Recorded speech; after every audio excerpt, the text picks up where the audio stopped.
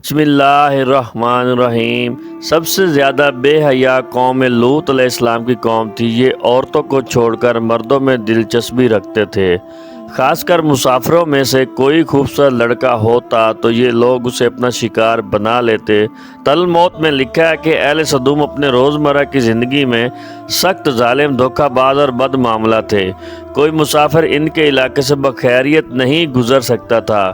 کوئی غریب ان کی بستیوں سے روٹی کا ایک ٹکڑا نہ پا سکتا تھا۔ کئی مرتبہ ایسا ہوتا تھا کہ باہر کا آدمی ان کے علاقے میں پہنچ کر فاقوں سے مر جاتا اور یہ لوگ اس کے کپڑے اتار کر اس کی لاش کو برہنہ دفن کر دیتے۔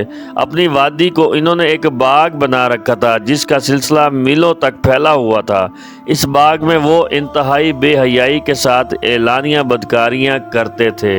حضرت لوط علیہ السلام نے انہیں توحید کی دعوت دی اور بدکاری کے اس گھناؤنے عمل سے توبہ کرنے کا حکم دیا۔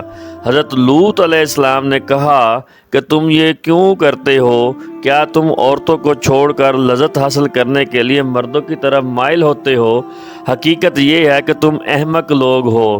تو پھر حضرت لوط علیہ السلام اہل سدوم کو دن رات وعظ نصیحت کیا کرتے تھے، لیکن اس قوم پر اس کا کوئی اثر نہ ہوا، بلکہ وہ بد نصیب بہت فخریہ انداز میں یہ کام کرتے تھے۔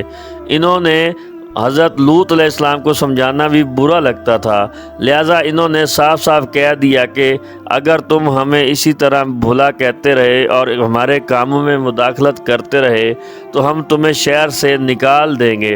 حضرت لوط علیہ السلام نے نصیحت و تبلیغ کا سلسلہ جاری رکھا، لہٰذا ایک دن اہل سدوم نے خود ہی عذاب الہی کا مطالبہ کر دیا۔ اللہ تعالیٰ نے اب تک ان کے اس بدترین عمل فحاشی اور بدکاری کے باوجود ڈھیل دے رکھی تھی، لیکن جب انہوں نے حضرت لوط علیہ السلام سے ایک دن کہا کہ اگر تم سچے ہو تو ہم پر عذاب لے آؤ، لہٰذا ان پر عذاب الہی کا فیصلہ ہو گیا۔ اللہ تعالیٰ نے اپنے خاص فرشتوں کو دنیا کی طرف روانہ کیا۔ یہ فرشتے دراصل حضرت میکا علیہ السلام اور حضرت جبریل علیہ السلام تھے۔ پھر یہ فرشتے حضرت لوط علیہ السلام کے گھر تشریف لے آئے۔ حضرت لوط علیہ السلام نے جب ان خوبصورت نوعمر لڑکوں کو دیکھا تو سخت گھبراہٹ اور پریشانی میں مبتلا ہو گئے۔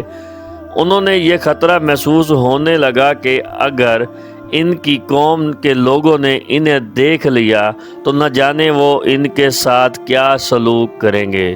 حضرت لوط علیہ السلام کی بیوی کا نام وائلہ تھا۔ اس نے آپ پر ایمان نہیں لایا تھا اور وہ دراصل منافقہ تھی۔ وہ کافروں کے ساتھ تھی، لہٰذا اس نے جا کر اہل سدوم کو یہ خبر دے دی کہ لوط کے گھر 2 نوجوان لڑکے مہمان ٹھہرے ہوئے ہیں۔ یہ سن کر بستی والے دوڑے ہوئے آئے، حضرت لوط علیہ السلام کے گھر پہنچے۔ حضرت لوط علیہ السلام نے کہا کہ یہ جو میری قوم کی لڑکیاں ہیں یہ تمہارے لیے جائز اور پاک ہیں۔ اللہ سے ڈرو، مجھے میرے مہمانوں کے سامنے رسوا نہ کرو۔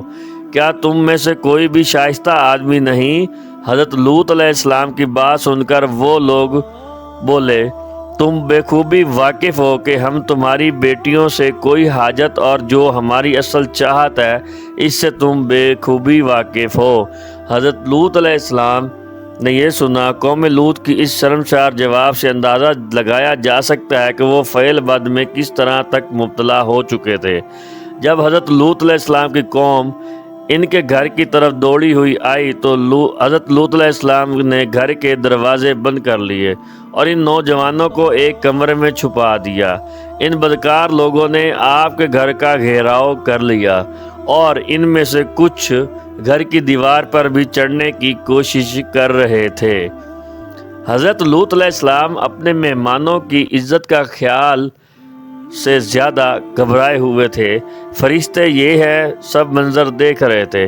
جب انہوں نے حضرت لوط علیہ السلام کی بے بسی اور پریشانی کا یہ عالم دیکھا تو حقیقت سے پردہ اٹھاتے ہوئے یوں فرمایا، اے لوط، ہم تمہارے رب کے بھیجے ہوئے فرشتے ہیں، یہ لوگ ہرگز تم تک نہیں پہنچ سکیں گے۔ ابھی کچھ رات باقی ہے تو آپ اپنے گھر والوں کو لے کر چل دو اور تم میں سے کوئی شخص پیچھے مڑ کر نہ دیکھے۔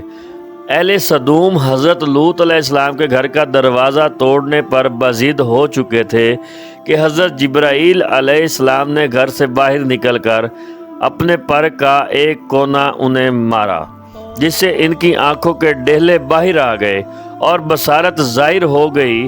یہ خاص عذاب ان لوگوں کو پہنچا جو حضرت لوط علیہ السلام کے پاس بدنیتی سے آئے تھے۔ حضرت لوط علیہ السلام حقیقت حال جان کر مطمئن ہو گئے اور اپنے گھر والوں کے ساتھ رات کو ہی نکل کھڑے ہوئے، لیکن پھر بھی ان کی بیوی ان کے ساتھ نہ آئی، لیکن کچھ دور جا کر وہ واپس اپنی قوم کی طرف پلٹ گئی اور قوم کے ساتھ جہنم واصل ہو گئی۔ صبح کا جب آغاز ہوا تو اللہ کے حکم سے حضرت جبرائیل علیہ السلام نے بستی کو اوپر سے اکھاڑا اور اپنے بازو پر رکھ کر آسمان پر چڑھ گئے، یہاں تک کہ آسمان والوں نے بستی کے کتے کے بھونکنے اور مرغے کے بولنے کی آوازیں سنی۔ پھر اس بستی کو زمین پر دے مارا، جس کے بعد ان پر پتھروں کی بارش کی گئی۔ ہر پتھر پر ہر مرنے والے کا نام لکھا ہوا تھا۔ جب یہ پتھر ان کو لگے تو ان کے سر پاش پاش ہو گئے۔ صبح سویرے شروع ہونے والا یہ عذاب اشراق تک پوری بستی کو نیست و نابود کر چکا تھا۔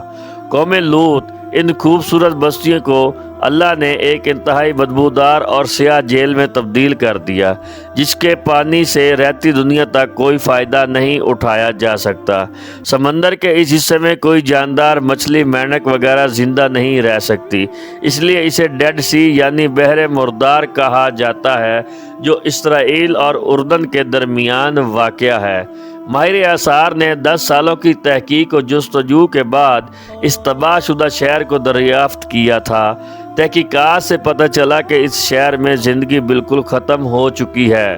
شہر کے راستے اور کھنڈرات کو دیکھ کر ارسطوجس نے یہ اندازہ لگایا کہ جب سے یہ شہر تباہ ہوا، اس وقت لوگ روزمرہ کے معاملات اور کاموں میں مشغول تھے اور یہاں زندگی اچانک ختم ہو گئی۔ اہل صدوم جنہیں پتھر بنا دیا گیا تھا، ان کے بت ابھی تک بحیرہ مردار کے پاس موجود ہیں، جو لوگوں کے لیے ایک عبرت کا نشان ہے۔ آج یورپی ممالک میں انسانی آزادی کے نام پر اس بدکاری کی اجازت دی جاتی ہے اور اس فحش عمل کا باعث فخر سمجھا جاتا ہے۔